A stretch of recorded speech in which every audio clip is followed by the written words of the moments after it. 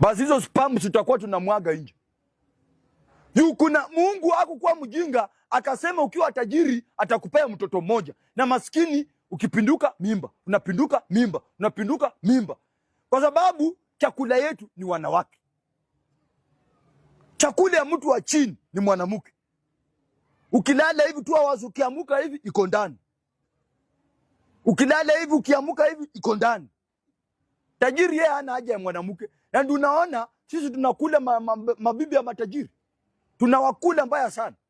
Kwa sababu tajiri akiingia kwa nyumba, mara anafikiria cooperative aliweka pesa, mara sijui Equity, mara sijui wapi, mara sijui ameweka dollars ngapi, mara ati akisikia cooperative imegongwa kidogo anashtuka, anafikiria pesa yake imeibiwa.